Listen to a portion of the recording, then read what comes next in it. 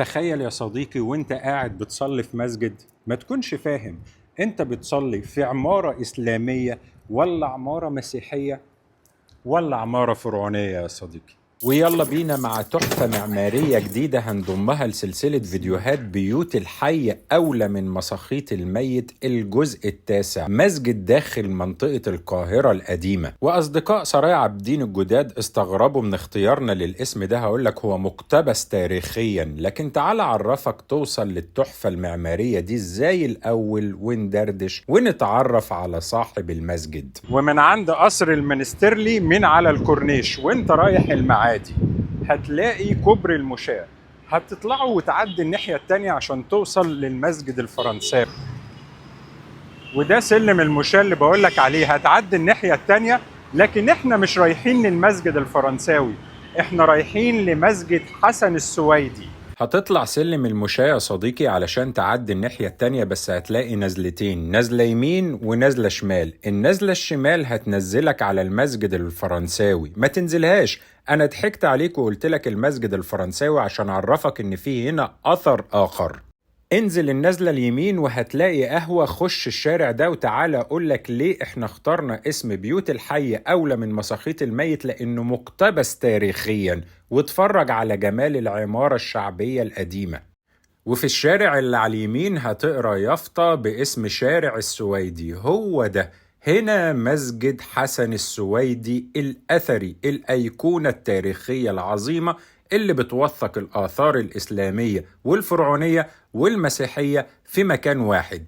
اخترنا الاسم لسلسلة الفيديوهات دي لأن المصري القديم اللي هو المصري الفرعوني اللي مسمينه هنا في الفيديوهات الفرعوني اللي هو ما قبل الميلاد كان بيقول: لا تفسد آثار الغير، بل قم باستخراج الأحجار من محاجر ترى، لا تقم ببناء مقبرتك من مواد البناء المهدمة، بل استخدم ما صنع من أجلك خصيصا. أما المصري القديم من بعد سنة 1000 ميلادية كان بيقول: بيوت الحي أولى من مساخيط الميت، وطالما وصلنا المسجد واخد آثار فرعونية يبقى لازم نبتدي بالعتبة يا صديقي. وأول الملاحظات هنا لازم هتلاقي العتبة سودة من الجرانيت الأسود. طب إيه السر إن العتبة المقتبسة فرعونيا بتكون بره المسجد إنما جوه من الرخام العادي اللي مجلوب من سوريا وإيران أو حتى من مصر؟ ده سر كان موجود في الفيديوهات السابقة قلته لك قبل كده وهعده لك تاني. لكن خلينا أولا نعرف الراجل اللي احنا ضيوف عنده. مسجد حسن السويدي أنشأه بدر الدين حسن ابن سويد، تاريخ الإنشاء سنة 834 هجرية 1430 ميلادية. أنشأه بدر الدين حسن ابن سويد خلال العصر المملوكي الجركسي في عهد السلطان برسبي. يقول علي باشا مبارك في الخطط التوفيقية: جامع السويدي، هذا الجامع مبني بالحجر وبه 3 أعمدة من الرخام، وله منارة،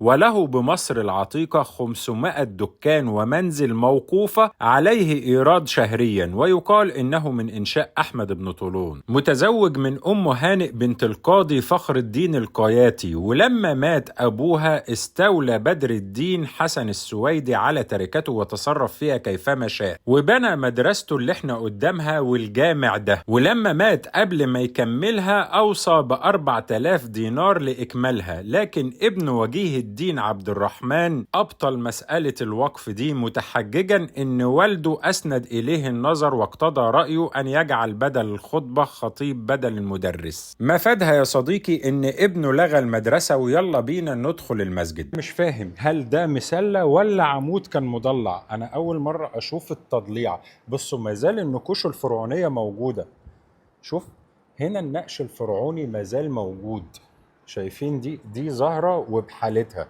هي اتاكلت من الجزئية دي. هنا شوفوا باقي النقوش الفرعونية دي، الجنب ده ظاهر فيه النقوش قوي، هنا الجزء ظاهر فيه النقوش، هنا ممسوحة، هنا باقي النقوش ما زالت موجودة. غريبة قوي القطعة دي. هل هي كانت مسلة مربعة واحنا اللي اديناها التضليعة دي؟ مش عارف. لكن هي المشكلة عندنا ان مفيش مصدر بيقول لنا القطع دي جت منين، جت من اي منطقة، علشان نقدر نحدد شكلها الهندسي. هل كانت مسلة مربعة زي باقي المسلات، ولا جت قطعة مضلعة بهذا الشكل. وشوفوا هنا القعدة إسلامي. تعالوا برضو بصوا هنا على العمود، ده عواميد المرمر اللي احنا متعودين عليها في العمارة الإسلامية. فمسجد غريب جدا تبقى قاعد ما بين عمودين، عمود من العمارة الإسلامية وعمود من العمارة المصرية القديمة، مصر الفرعونية. أنا آسف إنكم بتزعلوا من لفظ مصر الفرعونية، لكن دايما بحب أقول كده لسبب، علشان نقدر نفصل ما بين مصر القديمة اللي ما قبل الميلاد ومصر القديمة اللي ما بعد سنة 800 وحضارة المماليك أو حقبة المماليك. مسجد حسن السويدي. كده احنا شفنا عمارتين مع بعض من حضارتين مختلفين، العمارة الإسلامية والعمارة الفرعونية. عمارة مصر القديم علشان انتوا بتزعلوا. تعالوا نتفرج على العمارة المسيحية. ده برضو رخام المرمر الأبيض اللي كان بيكون مجلوب من سوريا وإيران.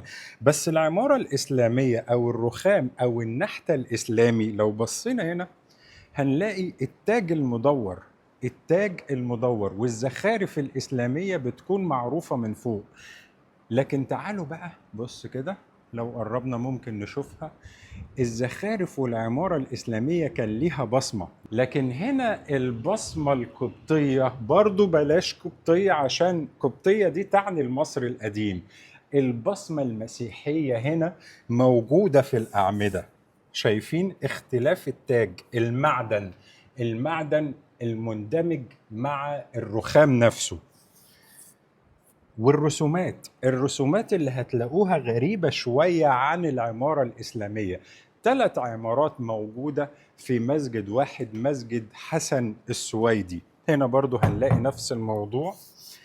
احنا بص تحس ان المسلمين ما كانوش بيدمجوا المعدن، هنا معدن وفوق معدن، مع الرخام، ولا كان عندهم الرسمة دي. بصوا برضو كده وركزوا على باب مسجد السلطان الناصر محمد بن قلاوون، هتفهم أنا أقصد إيه كويس.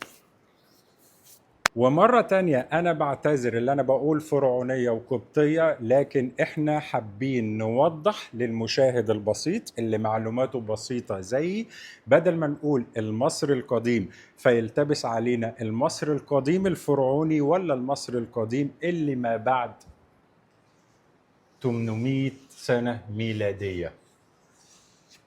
وأشوفك على خير يا صديقي في فيديو جديد هيكون الجزء الثامن للآثار الإسلامية اللي تحتوي على آثار فرعونية المسمى بيوت الحي أولى من مساخيط الماء.